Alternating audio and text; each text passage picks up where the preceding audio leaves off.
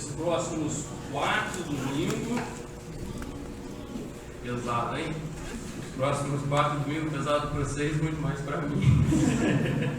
Nesses próximos 4 domingos, nós estaremos estudando junto na escola dominical, Deus permitindo, dando sequência no plano que os presbíteros da igreja decidiu, de por um mês, cada professor, cada irmão que tem o dom de dar um estudo, puder usar a palavra e dar assim um estudo. Eu pretendo, nessas oportunidades que eu tenho, tratar um assunto pouco tratado entre nós, né, mas de grande utilidade nos nossos dias, com respeito a finanças e investimentos.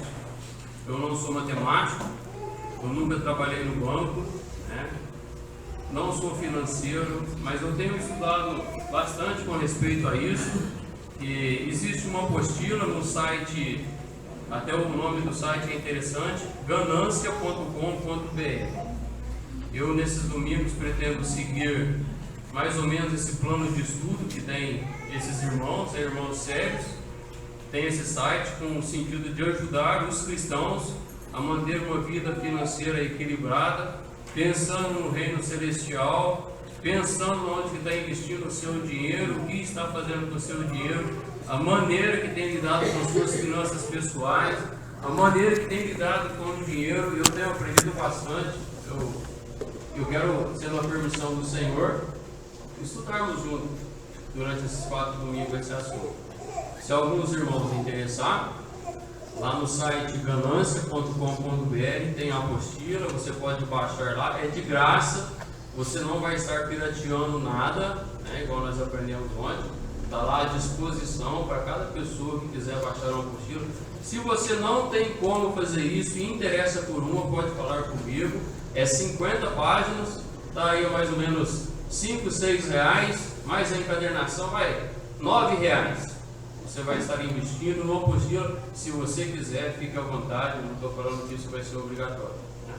Antes de nós começarmos o nosso estudo, o irmão Ribamar, mas o irmão Elcio veio conversar comigo agora no intervalo. Ele disse com respeito a uma família que está sendo evangelizada, que está passando necessidade. Eu queria que nós lermos Tiago capítulo 2, o verso 15 e o verso 16. Tiago, o escritor Tiago, capítulo 2, o verso 15 e o 16, na hora que eles estavam falando comigo, veio em minha mente esses 2 versículos. Aqui Tiago está tratando de irmão ou irmã. Ele está dizendo: olha, se um irmão ou uma irmã estiverem carecidos de roupa e necessidades do alimento cotidiano, e qualquer de vós que lhe disser, ide em paz, aquecei-vos, fartai-vos, sem contudo lhe dar o necessário para o corpo, qual é o proveito disso? Uma pessoa está fazendo um estudo e está passando necessidade por causa que o marido dela, não sabemos por que está preso, bastante necessidade mesmo. E ela tem interesse em ouvir da palavra de Deus, né? Mas não tem nada se nós falamos, ide em paz, fartar, descansar. Não, nós temos que fazer alguma coisa. Então se propôs a cada família, cada irmão, cada irmã que quiser dar uma ajuda, procure o irmão Ribamar, procure o irmão Elcio, está disposto a passar nas casas para pegar, trazer hoje à noite, porque não adianta nada você não dar o alimento, você não ajudar o necessitado e só falar ide em paz, que Deus te ajude. Não, vamos ajudar realmente demonstrando nosso amor cristão através dessa ajuda. É só isso? Deixa eu falar. Vamos abrir nossas Bíblias para Mateus capítulo 6. Os nossos pensamentos vão estar girando em torno disso nessas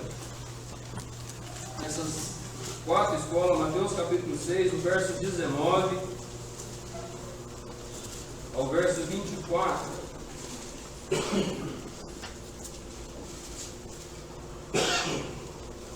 Mateus capítulo 6, o verso 19 ao verso 24. O Senhor Jesus, aqui no Sermão da Montanha, dando instruções aos seus discípulos e mais algumas pessoas que vieram para ouvir a palavra de Deus, ele pode dizer: olha, não acumuleis tesouro para vós outros sobre a terra, onde a traça e a ferrugem corrói, onde os ladrões escavam e roubam. Mas juntai para vós outros tesouros no céu, onde a traça e nem a ferrugem corrói, onde os ladrões não escavam e nem roubam. Porque onde está o teu tesouro, aí também estará o teu coração. São os olhos a lâmpada do corpo. Se os teus olhos forem bons, todo o teu corpo será luminoso. Porém, se os teus olhos forem maus, todo o teu corpo estará em trevas. Portanto, caso a luz que há em ti sejam trevas, que grandes trevas serão. Ninguém pode servir a dois senhores, porque ou há de aborrecer-se de um e amar o outro, ou se devotará a um e desprezará o outro. Não podeis servir a Deus e as riquezas. Então o Senhor Jesus, no meio do seu discurso, ele parece que para e começa a falar sobre finanças e falar sobre dinheiro. Não é somente nesse local que a Bíblia, nesse lugar aqui, Mateus, que a Bíblia fala sobre dinheiro. Existe mais ou menos 2000 versículos na Bíblia que trata com respeito a dinheiro, com respeito a finanças. 2000 versículos. É um tema bem tratado nas Escrituras, embora pouco falado, não sei, né? Porque nós estamos vivendo uma época muito difícil de se tratar sobre dinheiro, de falar sobre dinheiro na igreja, por causa da deturbação, né, que as igrejas têm promovido. Mas enquanto as pessoas estão no outro extremo, falando de um extremo que é totalmente errado, nós fazemos o errado também de ficar no outro extremo e não falando nada e deixando cada um viver a sua vida e vamos tocando. Nós temos que aprender a acharmos um meio termo e trabalharmos e estudarmos a palavra de Deus. Eu quero que nós paremos para pensar durante 30 segundos. Bem interessante, você vai gostar. Se você tivesse 50 mil agora, 50 mil, o que você faria com esses 50 mil agora? Está limpinho, está na sua mão, a nota é nova do Banco do Brasil. 1000 notas de 50 mil. Muito dinheiro, não é? Nossa mente viaja. Isso, aquilo. Eu comprava isso, fazia isso. Sabe, eu perguntei isso para alguns irmãos domingo passado e eles escreveram para mim. E as respostas é bem interessantes. Teve um irmão, eu falei que eu nem sei quem é, os papéis estão misturados, pedi para que não pusesse nome, né, o interesse não é esse. E a pergunta é: o que você faria se tivesse 50 mil agora? Esse irmão respondeu assim: bom, com 10 mil eu faria uma viagem, com os outros 40 mil eu dava entrada num terreno. Então, essa pessoa ia gastar 10 mil viajando, gostoso viajar, e 40 mil ele dava entrada num terreno. Um bom terreno ele quer comprar, porque 40 mil é só a entrada. Outra pessoa: o que você faria se tivesse 50 mil agora? Essa resposta aqui eu gostei. Ele só pôs embaixo, HB20. Sonho de consumo. A resposta foi HB20. Não é nada. Esse irmão, o sonho dele, está ligado no HB20. Boa resposta. Outra resposta que eu achei bastante interessante, a pergunta foi sempre a mesma. Essa pessoa respondeu para mim assim: eu dava entrada na casa, sonho da casa própria. Um bom sonho, o sonho da casa própria. Um outro irmão, ele escreveu: olha, eu pediria a direção de Deus para usá-lo com sabedoria. Uma boa resposta também. O que você faria se tivesse 50 mil agora?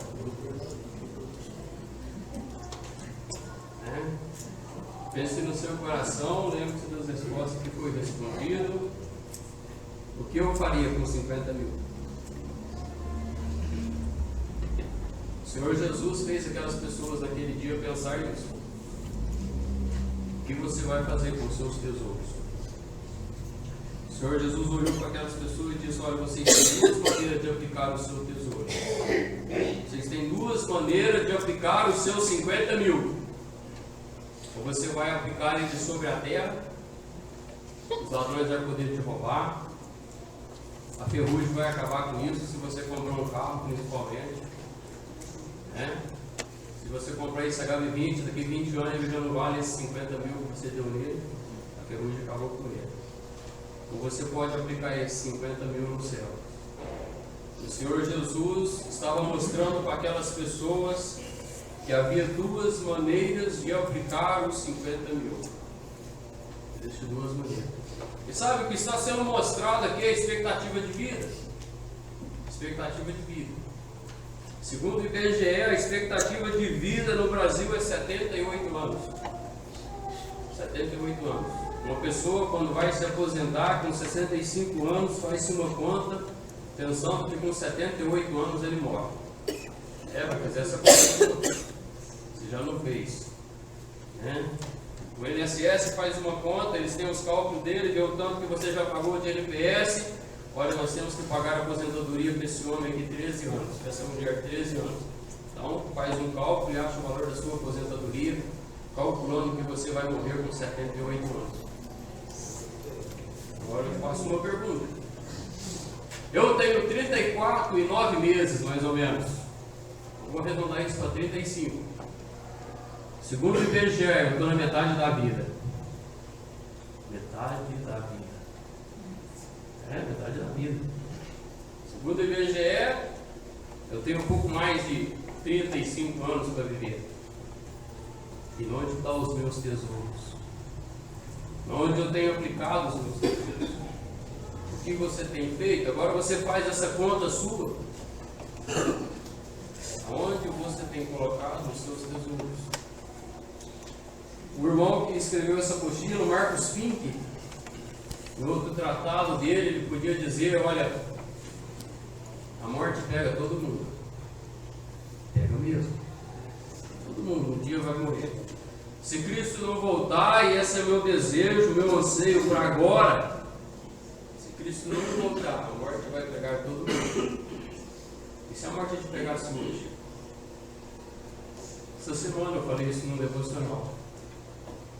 Se amanhã vocês estivessem reunidos, não sei se vai ser aqui, a Rogéria que vai decidir, mas eu acho que é aqui mesmo. Se vocês estivessem reunidos em volta do meu caixão, fazendo uma reunião, não precisa chorar não, você é bem mais feliz, não precisa nem chorar. Mas eu levava mais tesouros ou deixava mais tesouros? Como é que está a minha conta no céu? Pensa em você. Como é que está a sua conta lá no céu? Mais tesouros lá? Mais tesouros aqui? Como está a nossa conta no céu? O Senhor Jesus estava mostrando com respeito a expectativas. Quando Ele falou do céu e quando Ele falou da terra, Ele falou: olha, na terra a expectativa de vida é pequenininha. 35 anos, você já viveu a metade. Se você tiver com mais, você viveu mais, menos, você tem menos ainda. Sabe, a vida é um sopro, a vida é um vento. Quando eu olho para trás e vejo as nossas crianças indo para a escola dominical, parece que foi ontem, que nós estávamos, eu, o Ribamar, o Rangel, a Renata, e sabe, muitos mais, nós estávamos lá para a Gracinha, e hoje nós estamos aqui, ontem, e você pensa que para frente vai demorar mais? Não, vai ser menos ainda. A expectativa da vida na terra é um sopro, e nós estamos esforçando e fazendo, olha, eu preciso, eu quero, acumulando os nossos tesouros aqui. E esquecendo do céu. Você já pensou na expectativa da vida do céu? Expectativa de vida no céu. Enquanto você vive uma vida de 78 anos, se compensar viver esse tanto, eu vou te falar, eu tenho meu avô com 85 anos, sofrendo. Não enxerga, quase não anda, não tem expectativa de vida. Eu visito ele todo dia. E falo: filho, não precisa de morrer. Não precisa de morrer, eu não estou fazendo nada, eu não valo nada, eu não decido nada, eu não sei de nada. Eu oro com ele. Não compensa viver muito. 85 anos, ele está vegetando, está perdendo tempo. Perdendo tempo. Quanto tempo falta para você começar a perder tempo? E sabe, quando nós olhamos para o céu, A expectativa de vida no céu é eterna. É eterna, uma coisa que não vai ter fim. Se você partir para a eternidade agora, vai ser eterno. A nossa mente nem consegue pensar no que é uma coisa eterna. Você nem consegue pensar. Sabe por quê? Nós somos limitados a tempo. Tudo começa, tudo termina. Um dia uma pessoa nasce, um dia aquela pessoa morre, um dia ele fica doente, um dia ele sara. Eu começo a trabalhar, eu paro de trabalhar, a semana começa, a semana termina, e nós estamos acostumados com coisa que começa e termina. Mas quando a nossa mente começa a pensar numa coisa que não tem fim, é eterna, sua mente não consegue chegar lá. Mas sabe, sem compreender, eu posso te dizer, a vida eterna não tem fim, forever, para sempre. Para sempre. Onde estão os meus tesouros? Nessa vida passageira ou no céu? Onde eu tenho investido os meus tesouros? O irmão Marcos, ele pode dizer, olha, o que você tem hoje? O que você tem hoje? Antes de você nascer, de quem que era? Olha, é uma boa pergunta. Antes de eu nascer, de quem que eram as coisas que eu tenho hoje? A casa que eu moro, financiada, o carro que eu ando, os móveis que eu tenho, o que eu acho que é o meu tesouro? Quem que é? Eu te faço uma pergunta, e quando você morrer? Para quem que vai ficar isso? Sabe, a coisa que nós não paramos para pensar, e nós estamos vivendo a nossa vida, cada dia mais apertado, cada dia precisando trabalhar mais, e eu preciso mais, eu preciso ganhar mais, eu preciso de mais dinheiro, mais e mais. E para quem vai ficar esse mais e mais? Uma maneira que o inimigo tem feito com que nós, os cristãos, abandonemos a palavra de Deus, abandonemos as orações, abandonemos as nossas famílias, é deixar-nos ocupados, pensando que sempre precisamos mais. Sempre precisamos mais. Se eu trabalho, eu saio do serviço 2 horas da tarde, então eu posso arrumar um serviço que vai das 3 às 10 da noite, porque esse tempo eu estou parado. E sabe, ele arruma um serviço das 3 às 10, não, se sábado eu não trabalho, eu vou arrumar um bico para trabalhar no sábado, e ele começa, quando é fé, a pessoa não está nem lembrando que céu existe, não está nem lembrando que Deus existe, não está lembrando de mais nada. Sabe por quê? Os seus pensamentos, a sua vida está voltado para essa terra. Esqueceu da expectativa do céu. Vive na expectativa dessa vida, pensando que essa vida aqui é tudo que ele precisa, e ele está vivendo para cá e ele não está pensando mais nada. Qual é a sua expectativa de vida? Na nossa terra, enquanto você tem essa vida, ou a sua expectativa de vida está nos céus? Qual que está tendo mais valor para você hoje? E é com vergonha que eu tenho que dizer, que nós temos que dizer. Parece que nós invertemos as coisas. Nós estamos com expectativa de vivermos nessa terra. Vergonhoso. Quando nós lemos a história do rico louco, aquela pessoa que a fazenda dele produziu muitos mantimentos, sabe, ele ficou preocupado, olha, eu não tenho o que fazer, o que eu vou fazer agora? E ele senta numa cadeira de descanso e fala, não, eu sei, vou destruir esses celeiros pequenos, vou construir uns celeiros maiores, e vou dizer à minha alma, você pode dormir, você pode descansar, agora você vai viver eternamente nessa terra. E o Senhor Deus falou, louco, essa noite, seu velório é amanhã. O que você tem preparado? Para quem será? E sabe, nós usamos essa passagem para o evangelismo, não tem nada de errado, mas nós devemos aplicar isso na nossa vida. E nós estamos construindo celeiros maiores, Queremos coisas melhores, e não, agora eu vou ter descanso. Não, eu preciso descansar. Não, eu preciso disso. Não, se eu não tiver isso, eu não vivo. Não, mais isso. Não, só isso. Quando eu conseguir isso, e sabe o que estamos fazendo? Construímos celeiros maiores nessa vida. E eu te pergunto, o que tens preparado para quem será? Quem vai ficar com as coisas que é sua quando você morrer? A vida é passageira. Senhor Jesus, com todo o amor, Ele olha para aquelas pessoas, olha para nós aqui nessa manhã e diz: olha, para. Não acumula tesouro na terra, não. Acumula tesouro na terra. O apóstolo Paulo, escrevendo a carta a Timóteo, ele diz: olha, Timóteo, cuidado, você tem que avisar, porque as pessoas que querem ficar ricas, as pessoas que estão com seu pensamento no dinheiro, estão vivendo para essa vida aqui, caem em tentações e ciladas.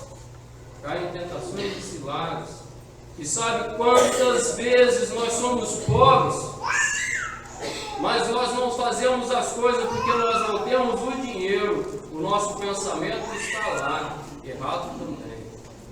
Se você tivesse o dinheiro, você faria. Você não faz porque não tem o dinheiro. Errado também. Errado também. E o apóstolo Paulo falou para Timóteo: olha, cuidado com as pessoas que querem ficar ricas. E no final do capítulo ele diz: olha, fala com as pessoas que é rica, para não pôr a sua esperança no dinheiro, porque isso é passageiro. Isso é passageiro.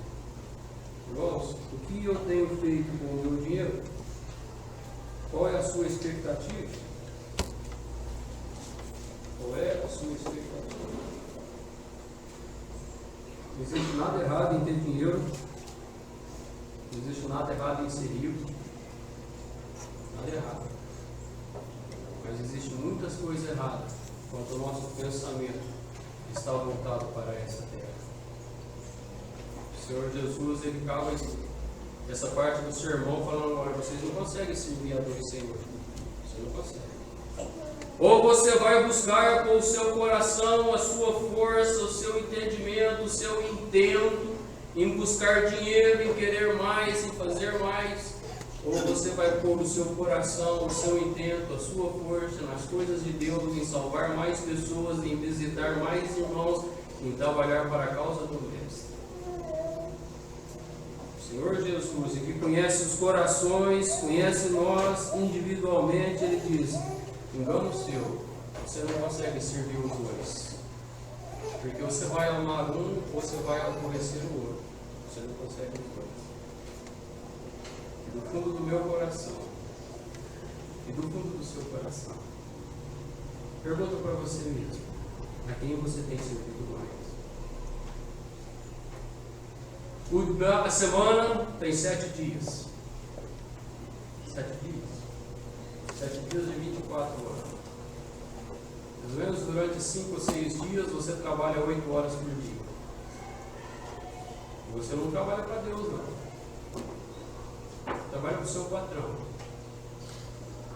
Depois tem reunião na terça-feira à noite, tem reunião no sábado à noite, domingo de manhã, domingo à noite. 4 reuniões. E eu te pergunto: a quem você tem servido? Ah, Wesley, então tem que sair do serviço, então. Não, tem que sair do serviço não. Você tem que pensar a quem você tem servido mais. Durante 24 horas de um dia, quanto tempo você tem trabalhado e quanto tempo você tem tirado para Deus? O apóstolo Paulo falou que todos nós temos que trabalhar. Quem não trabalha tem que parar de comer. Instrução da Bíblia. Gosto muito da Bíblia, que é sim ou não. É salvo ou é perdido? Pronto, não tem meio termo. Se você não quer trabalhar, você não come. Pronto. Então nós temos que trabalhar. E os homens, principalmente, têm que ser o provedor do alimento para dentro de casa. Tem que trabalhar. Mas eu te pergunto: de 24 horas de um dia, quanto é que você tem dedicado para as coisas de Deus? Fazendo uma leitura, fazendo uma visita, estudando a Bíblia, meditando, testemunhando.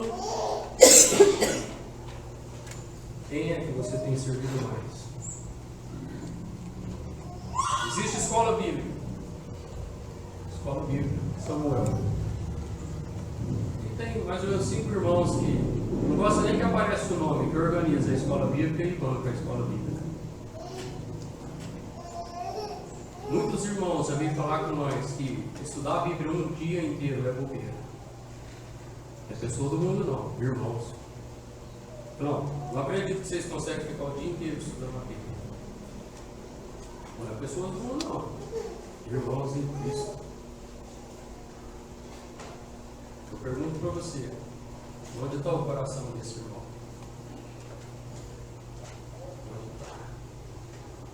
E sabe, irmãos, nós estamos vivendo a vida, nós estamos vocacionados, parece que nós estamos com um tapa, igual o cavalo coloca assim, sabe, nós estamos olhando só assim, nós esquecemos de olhar para o alto, nós esquecemos de lembrar da expectativa da vida do céu.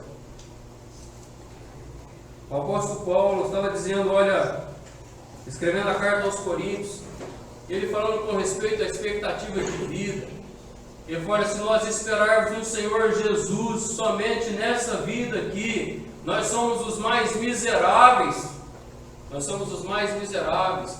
E sabe, nós queremos um Jesus que nos ajuda a ganhar dinheiro, nós queremos um Jesus que nos abençoa a ter saúde, nós queremos um Jesus que nos abençoa em todos os sentidos, queremos um Jesus que abençoa para a nossa família vai bem, queremos um Jesus que ajuda os nossos filhos a ter bons empregos, e nós temos bons empregos também, mas nós esquecemos do Senhor Jesus, que diz o tesouro é no céu, o tesouro não é aqui.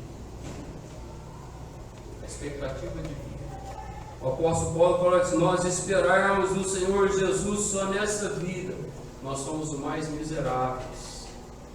E nós temos que dizer com certeza, nós estamos vivendo vida de miserável. Vidas de miseráveis.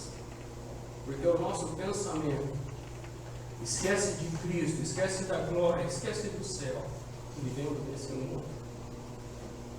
Onde estão os teus tesouros? Senhor Deus, um dia,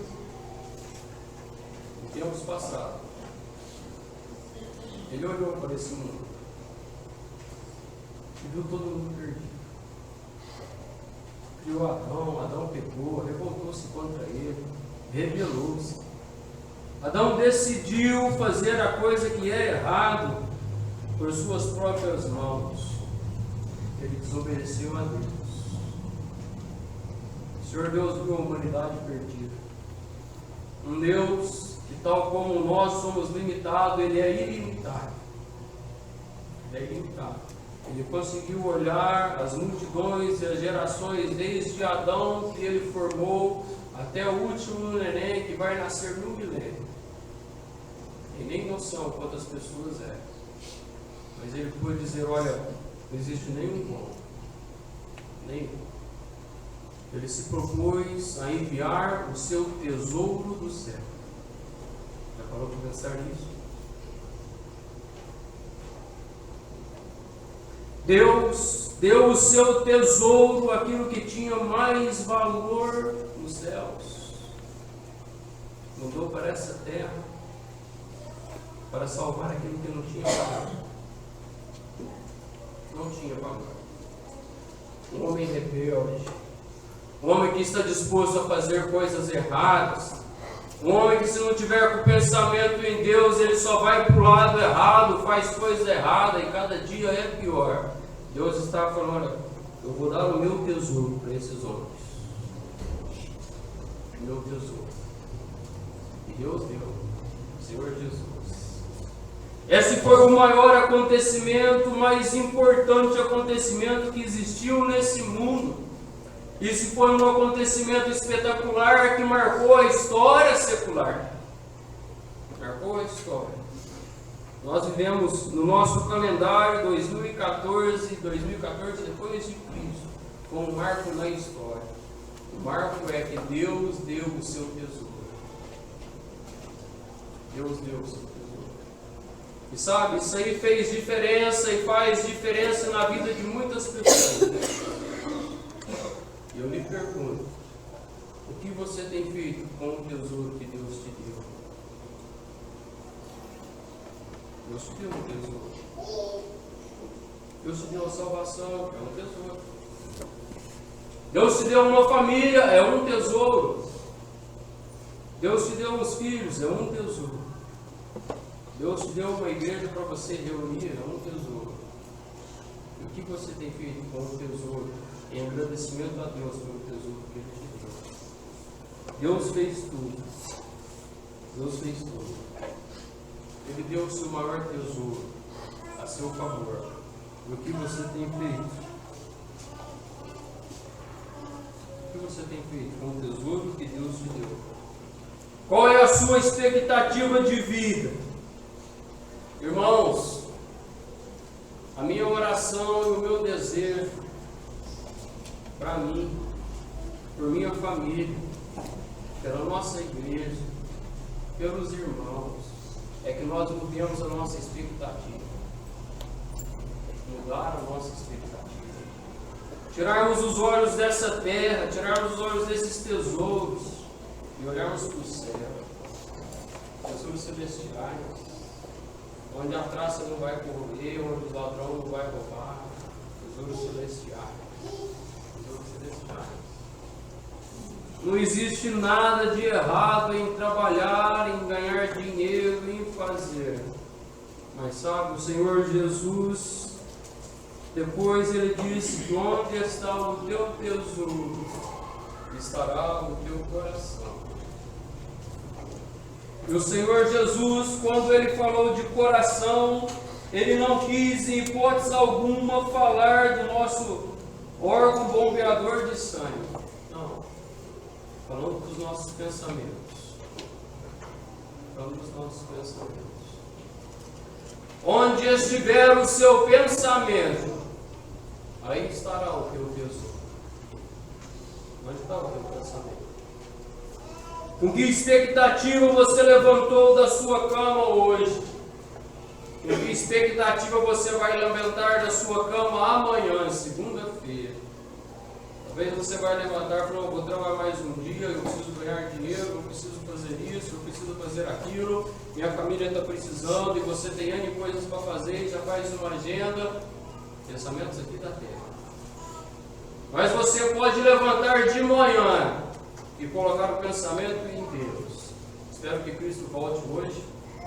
Você tem expectativa. Vou trabalhar hoje com coisa que se Cristo fosse voltar mesmo.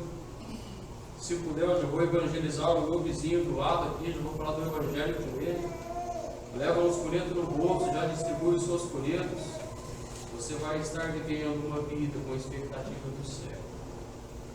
Bem prático. Você não precisa parar de trabalhar, você não precisa parar de estudar, você não precisa parar de fazer nada. Mas você pode mudar a sua expectativa. Mudar a sua expectativa. No ano de 1924, no ano de 1923, antes da quebra da Bolsa em 24, quando alguns ricos viram que as coisas lá iam caminhando para o lado da quebra da Bolsa, eles marcaram uma reunião no Hotel Palace, em Chicago, nos Estados Unidos. Reuniram lá os 10 homens mais ricos do mundo da época. Diretor de uma fábrica automobilística e assim por diante. Pessoas que mexiam com refrigerantes na época, da Pepsi. 10 executivos, os mais ricos dos Estados Unidos, reuniram nesse hotel para uma reunião. Eles queriam decidir o que ia fazer agora, porque ia quebrar os Estados Unidos, eles já sabiam, e a reunião era por causa disso. Sabe, fizeram uma reunião. Tomaram algumas decisões, fizeram uma ata, assinaram a ata, e foram para casa e tinha um jornalista lá. Depois de 20 anos, o jornalista lembrou dessa reunião. Porque era aquela reunião, né? E ele começou a procurar as pessoas que fizeram a reunião. Falou: vou achar que é povo. Quem sabe a ideia deles deu certo? 3 haviam suicidado. 3 suicidados. 4 estava internado. no hospital falou. E tinha 2 em casa que não estavam valendo mais para nada. Sabe que tempo? 20 anos. E daqui a 20 anos, eu e você, onde vamos estar? O que vai virar os meus planos? O que vai virar os meus planos? Qual é a minha perspectiva? Daqui a 20 anos nós reunimos essa classe aqui, lembrar de cada um. Não, ele estava. Não, ele estava.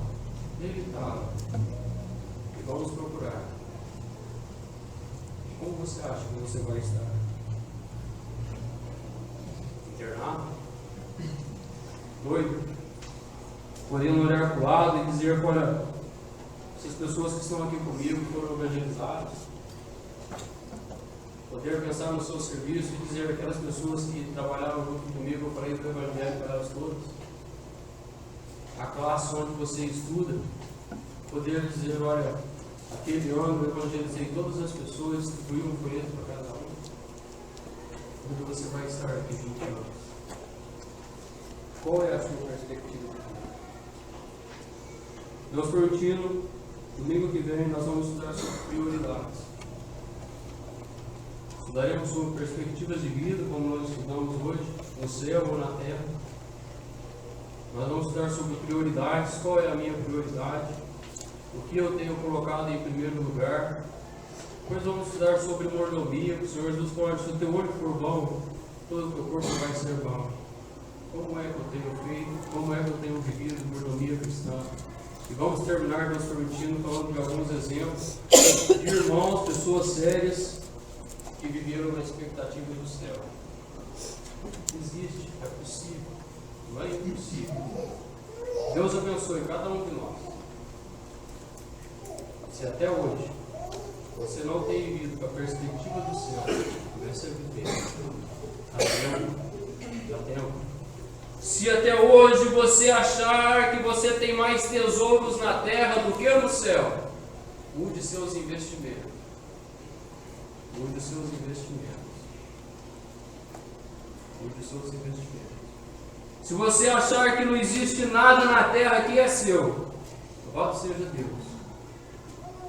Então você não precisa ter nada mesmo. O apóstolo Paulo falou que você tiver o que comer, o que vestir, pode estar tranquilo. Eu entro dentro de comer e vestir uma casa, um carro, todas as suas necessidades. Deus é justo. Mas não, eu não tenho nada. Louvado seja Deus.